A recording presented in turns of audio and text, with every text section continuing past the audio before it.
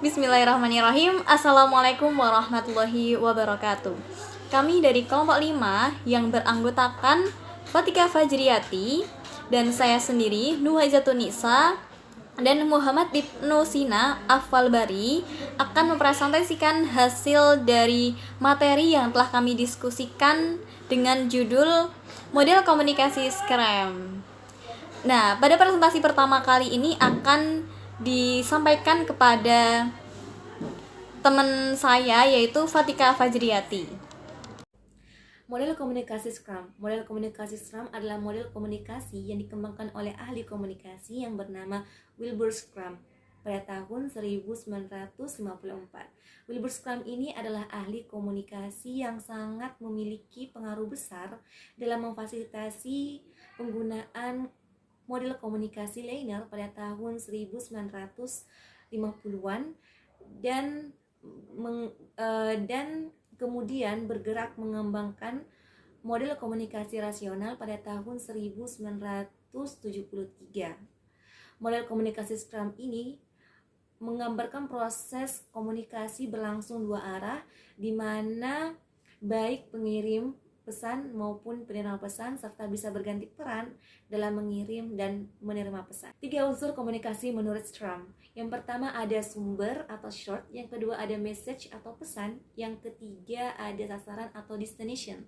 Yang pertama sumber atau short itu adalah seperti individu yang sedang berbicara, menulis, menggambar, dan suatu organisasi komunikasi seperti surat kabar, penerbit, stasiun TV, sama stadion film.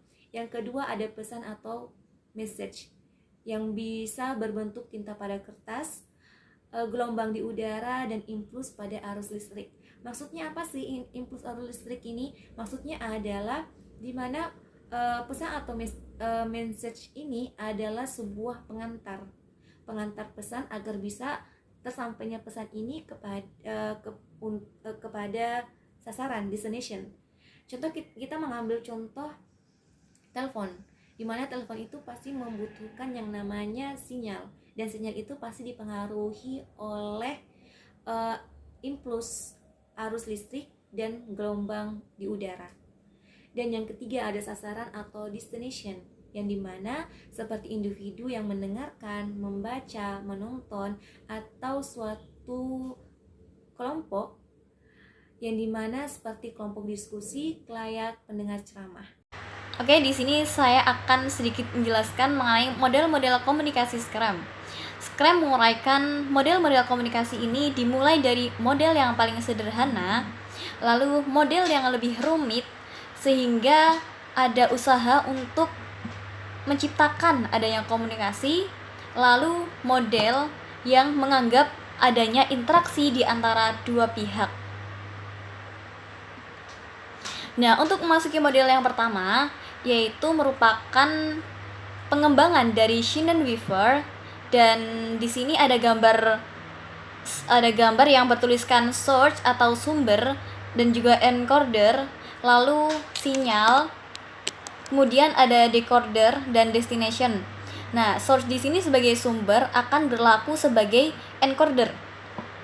Encoder ini maksudnya yaitu sebagai pembentuk pesan, sumbernya itu membentuk atau berlaku memproses, melakukan upaya agar bagaimana pesan itu dapat tersampaikan dengan tepat kepada sasarannya.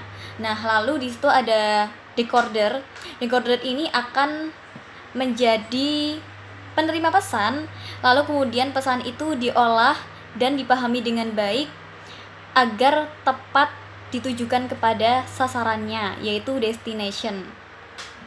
Nah, contoh dari model pertama ini bisa kita ilustrasikan, yaitu orang yang sedang menonton televisi. Nah, dari televisi ini akan berlaku atau bertindak sebagai komunikator yang menyampaikan sebuah pesan atau informasi kepada komunikan. Nah, komunikan ini bisa kita sambungkan sebagai destination-nya atau sasarannya. Nah, maka seseorang yang menonton televisi, dia kan berlaku sebagai komunikan tuh. Nah, dia hanya mampu menerima pesan tanpa melakukan umpan balik. Nah, itu penerapan dari model pertama. Nah, lalu kita masuki model yang kedua. Model yang kedua ini tentunya lebih rumit karena akan akan menggunakan konsep adanya pengalaman di antara dua individu atau dua pihak. Dua pihak itu bisa terjadi di antara kelompok ataupun organisasi dan yang lainnya. Tentu dengan adanya pengalaman, jika ternyata memiliki kesamaan latar belakang, pengalaman di antara keduanya, maka hubungan di antara keduanya itu semakin erat ataupun kuat. Nah, contohnya bisa kita ilustrasikan ketika kita berada di wilayah baru ataupun misalnya di luar negeri gitu. Nah, ketika kita di luar negeri lalu kita bertemu dengan orang lain, misalnya kita bisa memakai bahasa Inggris. Namun ketika kita bertemu dengan salah satu orang di sana, orang itu tidak bisa menggunakan bahasa Inggris, maka komunikasi di antara keduanya itu tidak dapat berjalan dengan lancar. Nah, lalu kita memasuki model yang ketiga. Nah, model yang ketiga ini maka lebih menciptakan adanya umpan balik. Nah, penjelasan ini komunikasi sebagai interaksi dengan kedua pihak yang menyandi, menafsirkan, menyandi balik, mentransmisikan dan menerima sinyal. Nah, maksudnya di sini itu nanti dua individu ini akan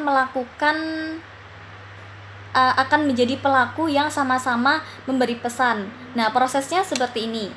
Yang pertama, nanti seorang komunikator akan membentuk sebuah pesan yang akan diberikan kepada komunikan. Nah, setelah komunikan itu menerima pesan kembali, maka dia akan memiliki sebuah tanggapan atau reaksi yang kemudian secara sadar atau tidak sadar dia akan kembali membentuk pesan itu lalu disampaikan kepada komunikator. Nah, sehingga komunikan yang tadinya mendapat pesan dia berlaku sebagai seseorang yang menjadi komunikator. Nah, dia kan awalnya komunikan tuh, lalu dia berlaku sebagai komunikator sekarang setelah memberi sinyal atau memberi feedback umpan balik kepada komunikator yang pertama. Nah, sekarang yang komunikator ini berlaku sebagai komunikan karena mendapatkan umpan balik dari komunikan yang pertama tadi. Contohnya yaitu bisa kita ilustrasikan kepada seseorang yang membentak orang lain. Nah, ketika orang lain itu merasa mungkin bisa nangis. Nah, dengan tangisannya itu dapat kita simpulkan bahwasanya itu adalah sebuah tanggapan atau reaksi yang akan diterima kembali oleh orang yang membentaknya tadi. Nah, sehingga tentunya tanggapan dan reaksi ini akan menjadi pesan yang dibentuk. Ketika orang lain itu merasa mungkin bisa nangis. Nah, dengan tangisannya itu dapat kita simpulkan bahwasanya itu adalah sebuah tanggapan atau reaksi yang akan diterima kembali oleh orang yang membentaknya tadi. Nah, sehingga tentunya tanggapan dan reaksi ini akan menjadi pesan yang dibentuk kembali lalu diterima oleh komunikator. Nah, begitu. Oke, di sini saya akan menjelaskan kelebihan dan kekurangan dari model Scrum. Kelebihan dari model Scrum, yang pertama, memperkenalkan gagasan bahwa kesamaan dalam bidang pengalaman, sumber dan sasaranlah yang sebenarnya dikomunikasikan. Karena bagi sinyal itulah yang dianut sama oleh sumber dan sasarannya. Jadi, yang dikomunikasikan adalah pengalaman.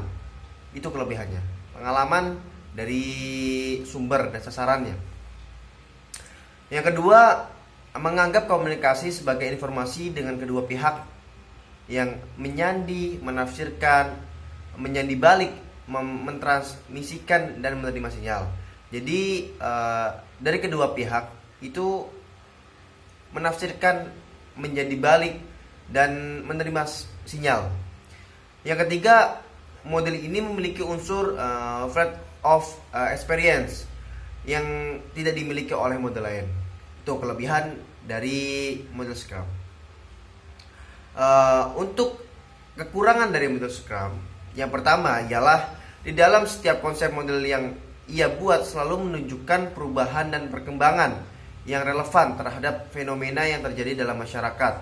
Jadi setiap konsep model Scrum ini selalu menunjukkan perubahan yang relevan terhadap fenomena yang terjadi, gitu. Khususnya di dalam masyarakat. Yang kedua, pesan yang dikirimkan dan diterima mungkin saja ditafsirkan secara berbeda. Jadi pesan yang kita sampaikan sama yang diterima mungkin saja ditafsirkan secara berbeda. Intinya seperti itu. Cukup sekian dari saya. Apabila ada kesalahan dari kami kelompok 5, kami mohon maaf sebesar-besarnya. Wabillahi taufiq wal hidayah. Wassalamualaikum warahmatullahi wabarakatuh.